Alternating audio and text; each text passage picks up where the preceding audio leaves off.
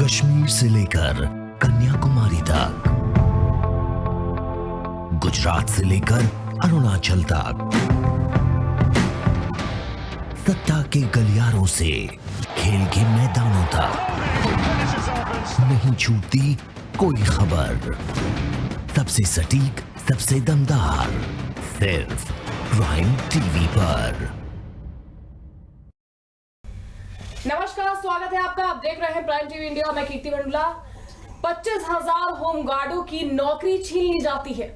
जी हां, जो supreme court ये दावे कर रही होती है कि होमगार्डों की सैलरी उनके जो पुलिस वाले होते हैं उनकी बराबर कर देनी चाहिए, वहीं योगी सरकार का एक फरमान जारी कर दिया जाता है और होमगार्डों की नौकरियां छीन ली जाती हैं। इसी सब चीजों पर आज हमारे साथ बात करने के लिए स्टूडियो में मौजूद है हमारे साथ भारतीय युवा मोर्चा के राष्ट्रीय अध्यक्ष ऋषि शर्मा, वरिष्ठ पत्रकार विकास श्रीवास्तव जी और साथ ही हमारे साथ न्यूज एक्सपर्ट चंदन दास है, जो हमें इन सब बातों पर जिनके साथ आज यहाँ पर डिबेट के लिए बैठे हुए हैं। तो चलिए मैं शुरुआत करती हूँ। सबसे पहले भारतीय युवा मोर्चा के राष्ट्रीय अध्यक्ष ऋषि शर्मा जी से पूछती हूँ कि ऋषि जी, आपको क्या लगता है ये योगी जी का जो एक का एक ये फरमान आ जाता है और होमगार्डों की नौकरियां छीन ली जाती हैं, फिलहाल इस पे मैं आपको ये भी बता दें, मंत्रालय द्वारा पर रोक लगा दी है और होमगार्डों की नौकरियां नहीं छीनी जाएंगी, लेकिन ये एक फरमान आना भी एक बहुत बड़ी बात होती है जिससे इतने परिवार चल रहे हो जिनकी कोई इनकी इतनी सैलरी नहीं होती। इस पे आपका क्या कुछ कहना है? देखिए, कोई ना कोई विकल्प जरूर होगा इसका। जी, योगी सरकार ने जो ये निर्णय लिया है ये बिना किसी कारण के नहीं लिया गया होगा। कहीं कुछ इसके उद्देश्य उनका कुछ ऐसा होगा, वो होमगार्डों को हटा करके कहीं और एडजस्ट करना चाहते होंगे। कहाँ एडजस्ट होगा? जब मे भी उनको पुलिस में करें या और किसी क्षेत्र में उनको जब वो होमगार्डों की सैलरी उसमें नहीं भुगतान कर पा रहे हैं, तो आपको क्या लगता है कि वो पुलिस के पद की जो सैलरी होती है वो भुगतान कर पाएगी योगी सरकार? होमगार्ड की ड्यूटी जो होती है वो आपके पर डे की इनकम के हिसाब से होती है, तो उनका जो मैनेजमेंट वैसा अलग हो जाता है। जब वो एक पुलिस में उसको देंगे, सिपाही की नौकरी देंगे या कहीं उसको करेंगे, तो उस हिसाब से उसका बजट रखेंगे वो।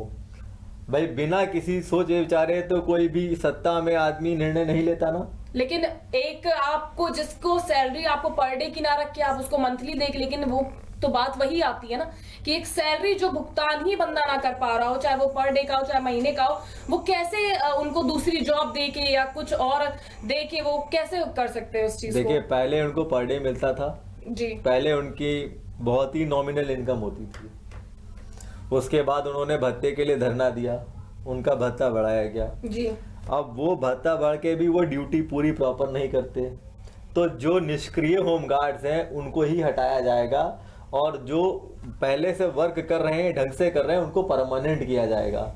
कोई भी लेकिन आप ये चीज सोचिए, जिसके परिवार उस तनख्वाह चढ़ा होमगार्डों की इतनी सैलरी नहीं होती है या इतना उनके पास चीजें नहीं होती हैं कि वो आगे के फ्यूचर के लिए सेव कर सके, वो उनकी जो इनकम होती है वो उसी समय वो यूज कर रहे होते हैं। परिवार उससे कितने 25,000 परिवार में कितने लोग हो, 4 परिवार में, एक परिवार में 4 लोग भी हो, तो आप सोचिए कितने लोग बेरोजगार हो जाएंगे उसको लेकर। नहीं, देखिए वही मैं कहना चाह रहा हूँ कि बेरोजगारी नहीं बढ़ाएंगे वो, उसका कोई उनके पास विकल्प है। बिना विकल्प के वो निर्णय नहीं लेते। किस तरह का विकल्प होगा इसको लेके? अब उन्होंने क्या स्ट्रेटजी बनाई है ये मैं नहीं कह सकता अभी, बट मैं ये कहूंगा बिना विकल्प के सरकार ये निर्णय नहीं ले सकती। चलिए, बिल्कुल आपका ये कहना है। इसी पे चंदना साहब, आपको क्या कहना है इनका? अगर इनकी बात आपको कहाँ सही लग रही है? देखिए, इस बातों में जो योगी सरकार का कदम है ये इस तरह से नहीं लिया गया।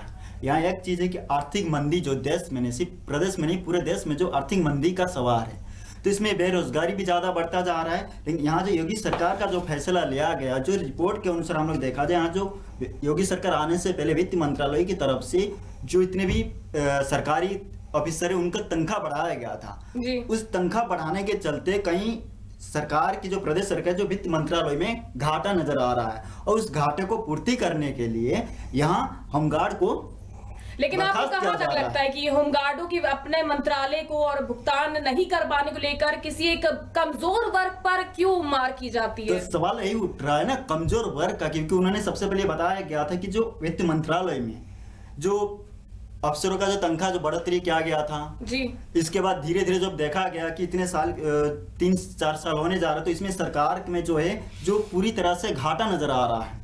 कहीं सरकार जो दावे के तो उस दावे को पूरे नहीं कर पा रहे हैं। और रही कि होमगार्डों की जो डेली का जो पेमेंट है, वहां से उन लोगों का जो 500-600 रुपया 625 रुपया कुछ करा दिया गया था, तो उससे आगे नहीं जा पा रहे हैं। और काम की जो नियुक्ति उन्होंने बोले कि अभी ऋषि भैया ने जो बोले हैं कि हमें कि काम की नियुक्ति सही ढंग से नहीं कर पा रहे हैं, तो ये प्रशासन का ऊपर जिम्मेदारी रहना चाहिए। जब होमगार्ड जो नियुक्ति किया गया था, जो उन लोगों को जो रखा गया था जॉब में, तो वो सारे चीजों को देखकर ही तो किया गया था, इससे तो कुछ अलग नहीं किया गया था। ऋषि जी, आपका इस पे कुछ कहना है चंदन जी को? प्रशासन जो भी काम कर रहा है वो सोच समझ के ही कर रहा है। उनकी नजर में सब रहते हैं, ऐसा नहीं है कि वो होमगार्ड अगर ड्यूटी कर रहे हैं तो नजर में नहीं, उन्होंने उस नजर को रख करके देखा कि मेरा घाटा हो रहा है। और जहां तक आर्थिक मंदी की बात है वो तो वैश्विक है।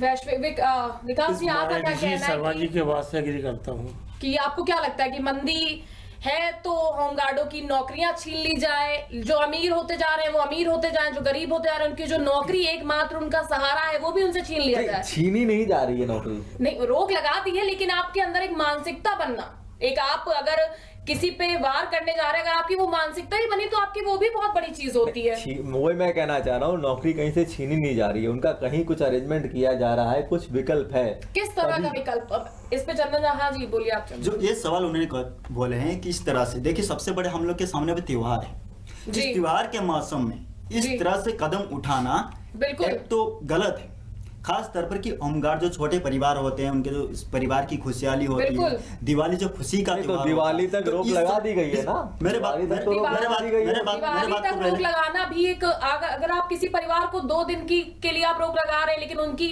आपने वो उस पे क्यों नहीं वार किया जहां से आपकी मोटी कमाई जाती है, जिनके पास?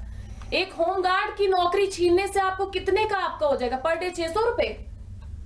जी आप बोलिए। सवाल जो ये कि 600 रुपया की बात नहीं है, यहाँ जो रोजगार है, उन्होंने किसी तरह से रोजगार चलकर अपने घर का संसार जो चला रहे थे, तो इस संसार से अगर उसके बंद हो जा रहा है, बिल्कुल छीना गया है, तो इस दिवाली में एक तो असर उनके ऊपर पड़ा है। साथ ही आप किस तरह से दावा कर रहे हैं कि हमारे साथ आर्थिक व्यवस्था मजबूत है। बिल्कुल इस समय प्रदेश में जिस तरह से एक के बाद एक बेरोजगारी के तौर पर आप देखा जाए, उत्तर प्रदेश अभी सीधे तरह बिहार उड़ीसा के कहीं आसपास में पहुंचने की कगार पर है, इतने बड़े प्रदेश होने के बाद विदेश में। आपको तो सरकार का निर्णय तो दिखाई पड़ रहा है कि होमगार्ड को उनको बेरोजगार हो रहे हैं। अभी जितनी भी टाटा है, बिरला है, जितनी भी कंपनीज है, इन्होंने भी अपने यहाँ जो है वैश्वीकरण मंदी के तहत काफी लोगों को अपनी नौकरियों से हटाया है। वही तो सवाल उठ रहे हैं कि अर्थव्यवस्था होते हुए, अर्थव्यवस्था मंदी होते हुए सरकार ये दावे कैसे कर सकती है कि अर्थव्यवस्था नहीं है या मंदी नहीं चल रही है, लोग परेशान नहीं है, लोग खुश है, ये लोग कैसे दावे कर सकती है? एक बात यहाँ बताना चाहता हूँ, जो उन्होंने बताया वैश्विक स्तर पर है आर्थिक मंदी, वैश्विक स्तर पर आर्थिक मंदी है, तो केंद्रीय सरकार और प्रदेश सरकार के जितने भी नेता मंत्री है, तो वो कैसे दावा कर रहे हैं कि हमारी आर्थिक व्यवस्था मजबूत है? बिल्कुल। तो आज जो IMF जो अंतर्राष्ट्रीय आर्थिक मुद्रा कोष है, उन्होंने आज एक रिपोर्ट पेश किए हैं, हमारे जितने भी GDP और नीचे गिरता जा रहा है, लगातार गिरावट आ रही है। इसके साथ और एक रिपोर्ट हम लोग देखेंगे बेरोजगारी का असर, अब धीरे धीरे हम लोग भारत सबसे ज्यादा ऊपर जा रहा है। सिर्फ इतना ही नहीं है, हमारे आर्थिक जो परिस्थितियां हैं आज भी 6.1% जो प्रतिशत है वहां से नीचे गिरने आ रहा है, हम लोग कम से कम 1.5% जो प्रतिशत है वो नीचे गिर रहे हैं। तो रिपोर्ट ये नहीं सिर्फ जिस हिसाब से आबादी है उस हिसाब से नौकरियों का रेशियो कम है। बिल्कुल, ये आपका मानना है ना? हाँ, इस बात का मैं मानता हूँ, इस बात को मैं मानता हूँ कि जिस हिसाब से हमारे यहाँ की पॉपुलेशन, उस हिसाब से नौकरियों का रेशियो कम है। उसके बावजूद अगर किसी की नौकरी छीनी जाती है, उसके बावजूद उनसे जो उनका एकमात्र सहारा होता है, वो आपको किस हद तक सही लग रहा है? अभी हाल में आपने देखा अखिलेश सरकार में ये शिक्षा मित्रों की नौकरी मिली थी जी, बीच में उस पर विवाद आया, मगर सरकार ने उसका भी हल किया। देखिए, एक समय होता है, कुछ पीरियड होता है, उसके बाद वो उसका हल निकलता है। वो हल कब आएगा या क्या होगा, मैं विकास जी से पूछना चाहूंगी। विकास जी, आपको क्या लगता है कि बैठे बैठाए घर पर और काम करते हुए एक आदमी की एकदम से नौकरी छिन जाए, तो आपको क्या लगता है? आप तो पत्रकार हैं और इतने ज्यादा क्राइम अपराध जो है वो इतने स्तर पर बढ़ रहा है, तो क्या लगता है कि इसको लेकर भी कुछ आपराधिक घटनाएं और बढ़ सकती हैं? कीर्ति आर्य जी ने कहा, मंत्री जी ने, किसी नौकरी जाएगी नहीं, सबको फिर बहाल कर दिया जाएगा। बिल्कुल, मैं फिर आपसे वही कह रही हूँ, आपने एक जो मानसिकता बनाई, अभी आपने रोक तो लगा दी है, लेकिन जो आपने वो कदम उठाने की सोची, उसको लेकर क्या? अगर उनकी बाई चांस उस पर ना रोक लगाई गई होती तो इसके क्या? ऊपर मेरी राय, तो उन्होंने ये जो बताया कि बाद में इसको नियुक्ति किया जाएगा, इस तरह से नियुक्ति नहीं होगा। तो जो रिपोर्ट के अनुसार हम लोग देखें तो कल से हम लोग जो लगातार इस खबर के ऊपर नजर डाले हैं तो उसमें ये दिखाई दे रहा है कि उसमें छांट के एक एक करके जो चुना जाएगा, एक एक करके हमें इसको नियुक्त करना है, उसको नियुक्त करना है, कहीं ना कहीं इसमें भी एक राजनीतिक मसाला आ जाएगा जी। क्योंकि राजनीतिक तौर पर इसलिए आएगा कि वहाँ असर ये दिखा जाए कि नेता जो होते हैं नेता के माध्यम से कुछ सोर्स के माध्यम से आ जाए, तो वहाँ जिसके पास लिंक नहीं होगा, नहीं, लिंक इसमें होगा राजनीतिक कोई मुद्दा नहीं है, इसमें राजनीतिक कोई मुद्दा नहीं है। सीधी सी बात ये मुद्दा यहाँ तक पहुंच रहा है कि जो रिपोर्ट है ये सीधी तौर पर सरकार की तरफ से ये दिया गया है कि धीरे धीरे उसको हम नियुक्त करेंगे। तो किस तरह से नियुक्त करेंगे? तो अब 25,000 को ये भी कहा गया है कि हम 25,000 होमगार्ड को नहीं देंगे। एक कॉमन टेस्ट रखेंगे जैसे टीटी तो वो रखा गया टेस्ट था, उस ऑलरेडी तरीके से दे के वो जब वहां पे पहुंचे हैं, सरकारी qualified नौकरियां करवाएंगे लोगों इंसान सरकारी नौकरियां इंसान इसलिए चाहता है, इसलिए वो उसकी दौड़ में भाग मतलब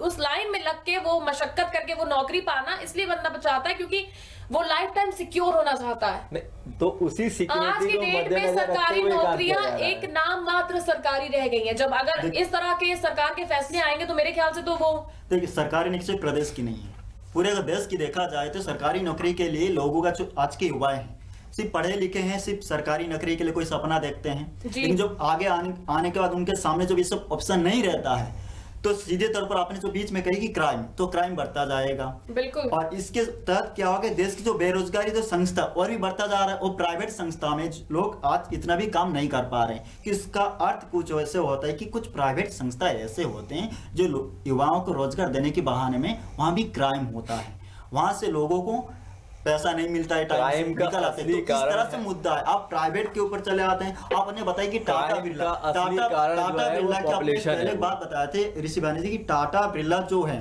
टाटा बिरला को बात किया जाए, उन्होंने अभी जो रैंक आया था जो फोर्ब्स की रैंक में, अभी अंबानी जी वही देश के अमीरों में से टॉप पे हैं, तो टॉप पे हैं, तो आप किस तरह से उसको कह सकते हैं कि वो लोग सोच रहे हैं कि नौकरी निकाल दिया जा रहा है। और इससे बात और एक देश के सबसे बड़े आर्थिक मंदी हम लोग देखेंगे इस बयान को लेकर, सिर्फ प्रदेश नहीं देश की आर्थिक मंदी को लेकर जो पिछले 2 दिन से नहीं परसों जो अर्थशास्त्र में नोबेल विजेता है अभिजीत बैनर्जी जी ने सीधे तौर पर मोदी जी के जो अहम कदम है, मोदी सरकार की जो पहले सरकार था उस समय जो आपका जीएसटी लागू करना, नोटबंदी करना, ये सब सारी चीजें को उन्होंने जिम्मेदार बताया है।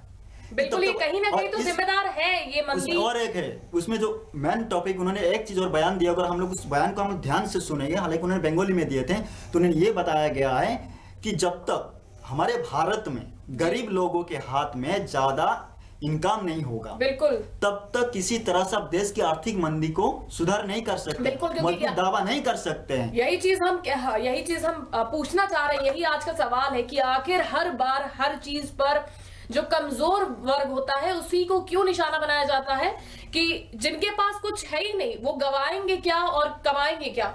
एक सिंपल सी बात है कि आप जो होमगार्डों की नौकरियां छीनने की आपने जो बात सुनी, जहां एक सुप्रीम कोर्ट जहां एक तरफ उनकी सैलरी जो है वो पुलिस वालों की जितनी सैलरी होती है उसके बराबर लानी चाह रही, वहां आप नौकरियां हटाने की बात करते हैं। आपको क्या लगता है कि इस मामले में सरकार गंभीर नहीं है? किस चीज को लेके समिट होती है, खाली नौकरियां सरकार का देने की बात हो रही, कहां हो सरकार रही? के निर्णय से ही ये हो जाएगा? आपके पास सुप्रीम कोर्ट है, राज्यसभा है, विधान आपके पास लोकसभा है, जब तक वहां से कोई चीज पारित लेकिन लोग तो सरकार कुछ निर्णय ऐसे होते हैं। सुप्रीम कोर्ट, ये सुप्रीम कोर्ट की जिम्मेदारी नहीं है। सुप्रीम कोर्ट की जिम्मेदारी तब होता है जो प्रदेश की सारी चीजें जो कानून व्यवस्था को लेकर होता है। यहाँ जिम्मेदारी होता है सरकारी अभी होमगार्ड आपने जो नियुक्त किए हैं, आप प्रदेश सरकार की जिम्मेदारी लीजिए। आप प्रदेश सरकार ने जिस तरह से उनको नियुक्त किया है, एक एक करके आपने नियुक्त किए, इसके बाद जो पिछले सरकार भी किया है या फिर आपने किए, इस सरकार में आप किस तरह से गरीबों के जो होता है ना कि खाने सामने खाना रखा हुआ है लेकिन आप खा नहीं पा रहे हैं। बिल्कुल सही बात बोली आपने, सरकार गंभीर का। अच्छा आप ये बताइए, समिट हुई यहाँ पे कि इतने करोड़ों रुपए का निवेश किया जाएगा, लोगों को नौकरियां मिलेंगी। कहाँ है वो निवेश, कहाँ है वो चीजें? निवेश एक दिन में नहीं आता है, बिल्कुल नहीं आता है। और निवेश के लिए एक एनवायरनमेंट चाहिए होता है। वो उनको जिनको आपने इनवाइट किया था वो यहाँ पे आकर के उन्होंने अपने अनुकूल पाया जी, अब वो इन्वेस्टमेंट करेंगे। हथेली पे सरसों नहीं जमती। बिल्कुल, लेकिन एक तरफ जहां आपको पता है कि हमारे भारत में नौकरियों की कमी है, मंदी है, लोगों के पास नौकरी नहीं है, बेरोजगार बैठे हो, वहीं आप जिनके पास है उनकी भी छीन ले रहे हैं, तो ये कहां तक का मतलब किस तरह का इंसाफ आपको लगता है? देखिए, इंसाफ तो मैं नहीं कहूंगा, हाँ, मगर सरकार जो है वो बहुत गंभीर है, बहुत अच्छा काम कर रही है। उसने रोजगार छीना नहीं है, रोजगार छीना नहीं है, लेकिन बात जरूर करी है। उसने एक स्टेप आउट किया है और उसको देख करके वो उसका विकल्प है तभी कोई स्टेप आउट किया है। 25,000 होमगार्डों को एक झटके में निकाल दिया जाता है, उसके बाद धीरे धीरे करके उनको निकालने की बात की जाती है, ऊपर से उस पर रोक लगा दी जाती है। ये सरकार की देखिए, मैं आपसे कह सकता हूँ, भारतीय युवा मोर्चा का राष्ट्रीय अध्यक्ष हूँ, अगर ये सरकार, इस सरकार में कहीं से भी किसी भी जनता की हानि होती है तो हम सड़क पर उतरेंगे, अनशन भी करेंगे और सरकार के खिलाफ विरोध भी करेंगे। जीएसटी लगती है चंदन जी, जीएसटी लागू होती है, नोटबंदी होती है, लाइन में कौन लगता है? आम लोग लगते हैं। क्यों वो छोटे वर्ग के लोगों को हर तरह की वो सरदर्दी या परेशानियों से जूझना पड़ता है? आपको लाइन में लगना दिखाई पड़ रहा है। बिल्कुल ठीक, समर्थन भी वही करते हैं, लेकिन क्योंकि जिनके पास कुछ होता ही नहीं गंवाने के लिए, वो गंवाना और पाना यहाँ मैटर वो नहीं है जी। आपने कहा कि छोटे लोग ही क्यों भुगतते हैं जी। आपको पता है नोटबंदी से कितने बड़े बड़े लोगों को नुकसान हुआ है? बिल्कुल नुकसान हुआ, मैं ये नहीं कह रही हूं, तो समर्थन में भी तो वही आते हैं, लेकिन हम कह रहे हैं कि जिनके नोटबंदी, हमारा मुद्दा था काला धन, ठीक जी, काफी हद तक काले धन को पाया गया है, काफी हद तक उस पर रोक लगी है, काफी हद तक भारत आपको इस पे क्या कहना है कि क्या उन्होंने बताया कि काला धन जो पिछले हम 2014 के जो लोकसभा चुनाव के देखा जाए तो उस समय जो मेन मुद्दा था काला धन और भ्रष्टाचार मिटाएंगे जी, लेकिन हमें कहीं नहीं लगता है कि इस खबर से पूरी जो हम लोग देखें आज 6 साल से करीब 6 साल होने जा रहा है, काला धन वापस नहीं आया है। उन्होंने ये भी वादा किया गया था, दावा किया गया था कि हम लोग हर गरीब के खाते में 15 लाख रुपया देंगे। अभी कुछ दिन पहले का देखा जाए, अभी फिलहाल जो स्वराष्ट्र मंत्री हैं, गृह मंत्री अमित शाह, उन्होंने कहा कि हम लोग चुनावी वादा है कि उसमें कुछ नहीं हो सकता है। उन्होंने ये नहीं कहा था हम देंगे, उन्होंने ये कहा था कि जब हमारे पास काला धन आ जाएगा तो प्रत्येक व्यक्ति के खाते में इतने पैसे आ सकते हैं।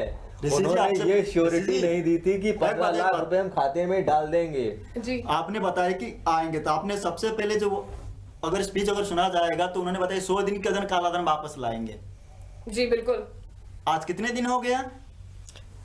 आज कितने दिन हो गए? चंदन जी, ऐसा होता है, ऐसा नहीं, देखिए काला धन वापस नहीं लाए, कहने में और सिस्टम में आने के बाद इतनी खामियां आ जाती हैं कि आप उस सिस्टम को पूरी तरीके से फॉलो नहीं कर पाते हो। अब ये मुद्दा नहीं रहा, आपने बताया सीधे तौर पर काला धन मुद्दा। अब इस बार क्या मुद्दा था आपके चुनाव में? इस बार कोई, उस समय आपका बेरोजगारी मुद्दा था, काला धन मुद्दा था, भ्रष्टाचार मुद्दा था। भ्रष्टाचार में देखा जाए इसमें भी कई सारे नेताओं का नाम आया है, लेकिन उसमें कोई कार्रवाई नहीं देख रहे, कार्रवाई सब पे हो रही है। चिदम्बरम जी भी गए अंदर, कार्रवाई हो रही है, कार्रवाई हो रही है, में है। देखिए, एक दिन में कार्रवाई नहीं होती है, उसके लिए पूरे एक उससे होता है। अगर मैं अच्छा, आपको क्या लगता है बीजेपी में भ्रष्ट लोग नहीं? विकास जी, आप इसमें कुछ कहना चाहेंगे? क्या बीजेपी में कोई ऐसा नहीं है जिसके पास काला धन ना हो या कोई भ्रष्ट ना हो? बहुत लोग हैं, तो उन पे कार्रवाई क्यों नहीं की जाती है? सब पे हो रही है, सब पे कार्रवाई हो रही है, किसी पर्टिकुलर एक पार्टी को टारगेट। लेकिन आपने बोला कि वादे, जैसे उन्होंने बोला कि वादे होते हैं चुनावी, सिर्फ हर व्यक्ति वादे करता है, कितने पूरे करता है, कितने पूरे होते हैं, ये समय बताता है। यहाँ तो यही बात हो कि वादे होते ही हैं तोड़ने के लिए। ये सबसे बड़ी बात है, तोड़ा नहीं गया है, उन वादों को पूरा करने का प्रयास किया जा रहा है। हम 1000 साल की गुलामी के बाद मुद्दा है हम लोगों का, वो है बेरोजगारी। बिल्कुल, वो बेरोजगारी मुद्दा को उन्होंने फिर से भड़काने की जनता को कोशिश कर रही कि गुमराह किया जाए। नहीं, ऐसा कुछ नहीं है। उस नेता की आप 1000 साल गुलाम रहे हैं, 1000 साल। बेरोजगारी मुद्दा पर आए, बेरोजगारी मुद्दा क्या है? 1947 में, आप सुनिए, 1947 में आजादी मिली, आपका पूरा सिस्टम कोलैप्स होके मिला था। 1947 की आपको पता है उस समय क्या स्थिति रही होगी 1947 में? 1947 से लेकर 1975 तक जीडीपी का देखेंगे तो चीन से हमारा ज्यादा जीडीपी था। आज की रिपोर्ट के अनुसार जीडीपी कहाँ पहुंचा है? अगर ये भी आने वाले समय में आगे बात इसी मुद्दे पे आप ये कैसे कह सकते हैं कि बात को पहले मोदी सरकार की क्या गलती है? 70 साल में 6 साल मोदी सरकार को मिले हैं, इससे पहले का एनडीए की सरकार नहीं था? एनडीए की सरकार थी तो भारत कितनी तरफ परमाणु विस्फोट तब हुआ, भारत परमाणु शक्ति बना। परमाणु शक्ति आपकी तब भी 70 बना सालों था। की सरकार में इससे पहले बना था। आप परमाणु बात हथियार पे सुनिए, मत हमारी रहे, बात हम सुनिए, मुद्दा पे आइए ना। हम मान लेते हैं 40 साल कांग्रेस ने राज किया, फिर आपने कांग्रेस पे यहाँ आने की बात नहीं, कांग्रेस आपकी सरकार 6 साल आने के में बाद आपने क्या किया? ये बहस है और ये चीज हमेशा ही चलती रहेगी। मैं अंत करना चाहूंगी और मैं यहीं पे इस चीज को खत्म करती हूँ इसी के साथ कि शायद आप सभी की दलीलें जो भी हो, लेकिन हम चाहेंगे कि बेरोजगार कोई ना घूमे और सरकार जो भी करे वो बेरोजगारी और मंदी और अर्थव्यवस्था को सुधारने के पक्ष में करे। इसी के साथ मैं कीर्ति मंडुला आपसे लेती हूँ इजाजत, फिर हाजिर होंगे देश और दुनिया की तमाम बड़ी खबरों के साथ।